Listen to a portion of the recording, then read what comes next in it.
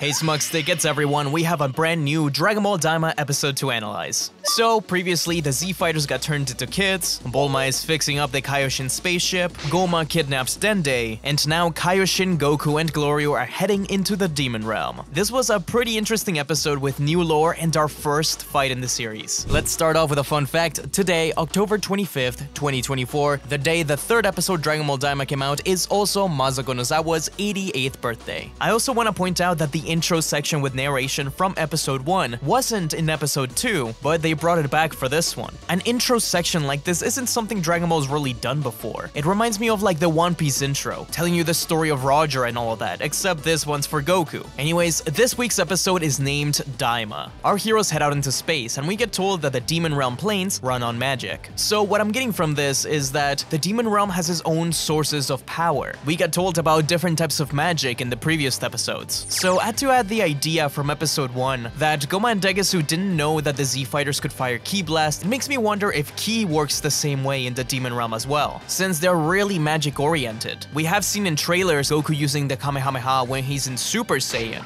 but we haven't seen him do it in base. And the pre-order bonus Daima Goku for Sparking Zero can't use any Ki Blast. Maybe Ki just works differently there. We also meet back up with Warp Sama, the name of the portal fish, which links the Demon Realm to the other universes. Shin also calls him Sama, despite the fact that Shin is supposed to be the highest authority from Universe 7. Shin is also being very careful and respectful, so I guess Warp Sama can also be considered a type of deity, if even the Kaioshin have to act this way around him. There's also multiples of him in every universe. The warp our heroes go to is near planet Batapi of the Araka system. The way they talk about this really reminds me of Star Wars. If you took this line and gave it to Han Solo, I wouldn't have known the difference. This just sounds like Star Wars. It's kinda cool honestly that one of Toriyama's last works was so Star Wars inspired. He was a big fan, especially because one of his first works was a complete Star Wars parody, something which actually prevents it from being published nowadays. Shin continues to be very suspicious of Glorio, while Glorio tells us a little bit more about Goma. He thinks that he's not gonna be an issue for Goku at all since he defeated Buu. So we know that at the very least, Goma isn't nearly as feared as Buu was. And so they get to planet Batapi. Shin contacts Kibito, revealing that they can communicate anywhere in Universe 7. I think Shin is giving Kibito coordinates to find Warp, and eventually make it to the Demon Realm. I noticed the soundtrack in this episode a little bit more than the others, and I'm really starting to like it. It makes it feel very RPG-like, and this only continues as we go. Goku calls Warp a goldfish. Goku really has that streak of just not being respectful to important people. It's just like when he first met Beerus. Obviously, Goku doesn't have pointy ears, so Shin covers him, and we find out that he can manipulate bodies, transforming Goku's ears into pointed ones. To get a pin number to travel through Warp, you need to submit an application and all of that. Shin says that you used to not need this to go into the Demon Realm before. We're getting small hints here and there that Shin could be from the Demon Realm, and we're gonna learn a lot more about this. My theory as to why there's so much security nowadays when it comes to the Demon Realm was because Dabura disappeared. However Babidi got him, I think probably has something to do with this. Warp also says that Shin has properly pointed ears, and is definitely from the Demon Realm. So it seems like the Demon Realm has pronounced societal hierarchies here, and Shin is higher than most. Glorio talks more about it later on. Anyways, Glorio's pin is 8821. Goma's in episode 1 was 0493. Shin tries to call Kibito again to tell him the code, but they enter the Demon Realm and he gets cut off. Obviously Vegeta, Bulma, and everyone else will come into play later on, but now that they don't have a pin, maybe it's gonna be even later than I thought. I really like the effect when they teleport to a different realm. All the static and TV signal sounds, it's cool. So our team is at the level select screen, if you will. There's 3 separate worlds in the Demon Realm, and we start our adventure at the 3rd world, the only one Glorio has clearance for. This makes Shin even more suspicious, and I agree, if he is working for a king, then I'm sure he could have gotten higher security clearance. Why start so far away from Goma? We've also seen Glorio at the 1st level, back on episode 1, when he was spying on Goma, so he's definitely up to something and Goku's none the wiser. The travel between realms is really taxing on the body, so I guarantee you that in episode 6 or whatever, whenever Vegeta and the others come in, we're going to see the Prince of All Saiyans throw up, I guarantee it. They're also pooped out, which is kinda funny. The warp turns around and craps them out, it's pretty funny. This is our first look at the Demon Realm. We pass over a Demon Realm tunnel, a whole path which was in a few trailers. You need to get through that to make it to the 2nd and 3rd world. This feels very RPG, very Dragon Quest, like Goku's going to have to get to the boss of this stage and then move on to the next one. Here we get confirmation that Shin did did grow up here. He says that when he was a kid, someone put this light shield over the tunnel. Question is, was it for a good or a bad reason? Was it like Neva, trying to keep the realms from interacting, dividing the lowly demons from the top ones? Or maybe it was for a quote-unquote righteous reason, something like keeping each realm safe from the other, and the outside world. I mean, it doesn't seem to me like every demon realm person is evil, but there is an inherent connotation behind it, right? So maybe all these codes and security and protections are in place to keep demons away from the normal realm. It could have been Dabura, it could have been Babidi. Maybe Namekian's creating this as a wall to keep others from following them. Maybe it's linked to the Tamagami in some way, and defeating them opens this section. And so Glory explains that the only ones who can use warps are the people from the first demon world, and select members of the second one. Shin continues to question Glorio, asking how he knows about the first demon realm. Glorio says that he has some dealings there, but specifically avoids revealing which kind of jobs he does. So once again I go back, he's very Han Solo. I could see him dealing in illicit activities like contraband or bounty hunting or something like that. We pass over a Dabura statue, it's all old and worn out, not in great condition. It could be that it's just old. I wonder if the demon realm people really did rock with him like that. But I could also see people actually not liking Dabura, and leaving the statues to rot is maybe just one example of it. Goku mentions how the demon realm isn't that different from Earth, but Goku's actually seen the demon realm before. He saw it in the Bull arc, when Dabura changed the stage to his home world. In the anime at least, the demon realm had pink skies, so Dabura could have taken us to this level for all we know. But I think more than likely it was the first level. I also want to mention that there's a filler episode where Goku goes into the demon realm. So the series obviously wants us to suspect Glorio, but at the same time he's acting really nice. He buys our heroes food later on, and here he humors Goku by letting him get off the plane and just breathe in the air a little bit. I wonder why there's so many weird things about him. Goku gets out and gets a breath of fresh, bad-smelling air. The air in the third demon world is filled with gas from volcanoes, which makes everything feel heavy and hard to move. One of our biggest revelations in this whole episode is when Shin says that this is his first time in the third demon realm. We get the name of his race. In games and things like that, it's always been called Shinjin or core person, but we know now that he's a Glind.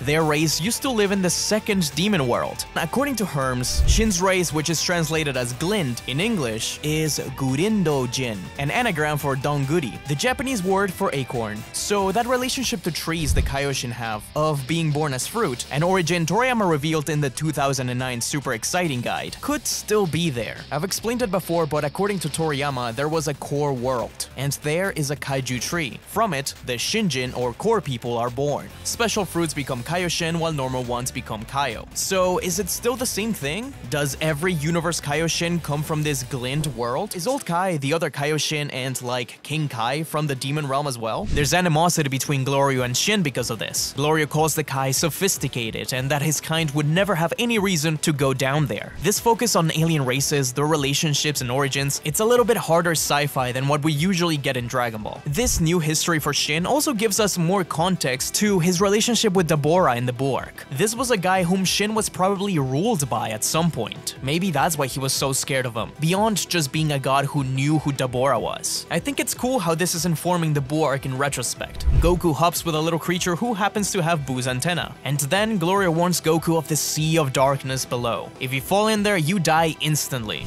It reminds me how in the manga, if you fell into hell, there was no way for you to get out. In the anime, that happens to Goku and he finds a way out anyways, but in the manga, he never falls there, so we don't know what would have happened. I'm sure that at some point before the series ends, someone is gonna fall down the Sea of Darkness. And so we get our first set of demons appearing, and brand new eye catches. I've been so distracted by the lore dumps that I completely forgot about them, but it's cool to see them back. Anyways, a set of demons appears with arrows. They shoot at Goku, but the arrows are really slow because of the heavy air. But we get our first look at Glorio in action. He uses his blaster and it's all good. He did look to be faster than everyone else. They go to a hotel and they get the name of the Demon King Glorio is on a mission for, King Kadan. So that's a name we're gonna have to keep in mind as we move forward. We get told that the air of the third level is so dense that flying too fast could destroy the plane completely. We then land at the city, and the way the city is just surrounded by nothingness, just the desert, reminds me of an RPG. You'll be walking in the overworld map, and you see like a model of the city before you enter it properly. The city itself reminds me of Mos Eisley from Star Wars, dingy and scary, full of criminals. We also get our first mention of the Demon Realm's monetary system. In Dragon Ball Earth, we use Zenny, but in the the Demon Realm, we use Dokuro. Glorio almost gets ripped off, but he just shows his blaster, and the price is reduced. Goku wants to eat something first, and the staff suggests the burger joint up front.